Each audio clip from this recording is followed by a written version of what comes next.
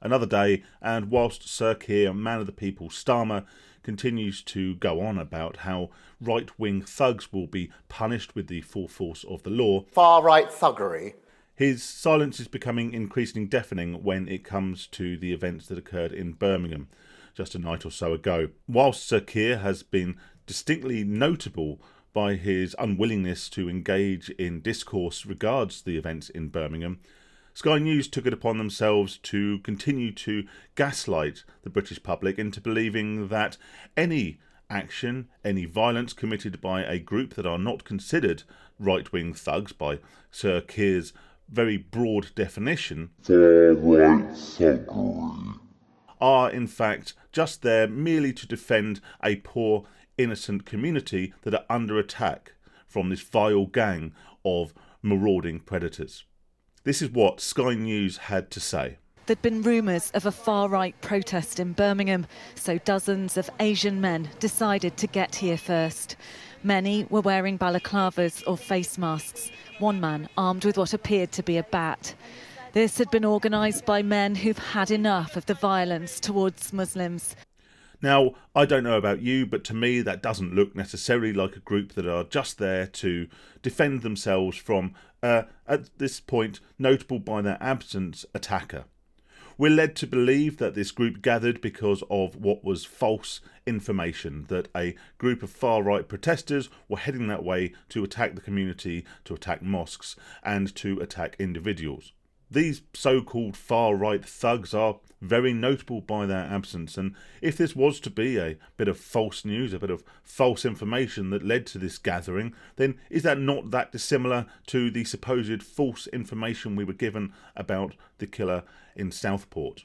You know, the killer that we were told initially was misidentified as a boat migrant. We were told that he was a Welsh Christian. It actually turned out to be a second generation migrant from Rwanda. So if we were to believe that this group had gathered purely to defend their community, to defend their mosques against this far-right white-faced demon, then once the threat never materialised, which it appears it didn't, surely they all just put their baseball bats and their machetes away and toddled off home for a nice cup of Horlicks. Well, that isn't really how it panned out. I don't know about you, but this roundabout and the innocent motorists that are just trying to go about their daily business don't look to me like a marauding mob of far-right thugs.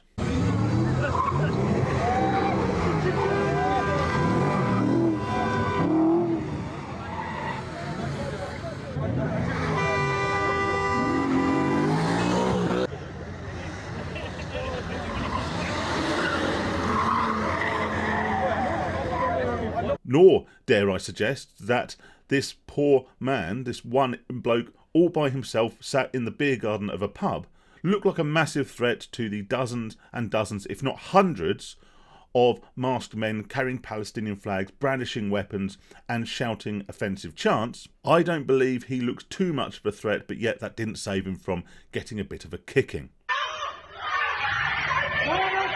Right, sorry to stop the video there. Just want to quickly ask a very, very big favour. If you like these videos, do please hit the subscribe button. It's absolutely free. And if you change your mind and you get bored of me rambling on about random things, you can always unsubscribe at any time. Also, if you appreciate the videos, there will be a link in the description to buy me a beer. Yes, the URL says buy me a coffee, but we all know, don't we?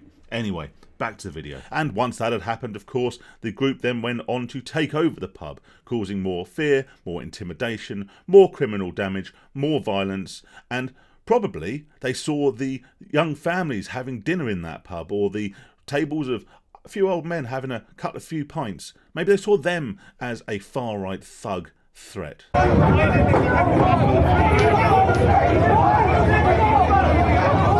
And what about this couple, just casually driving, trying to get where they're going, and being surrounded by a marauding mob?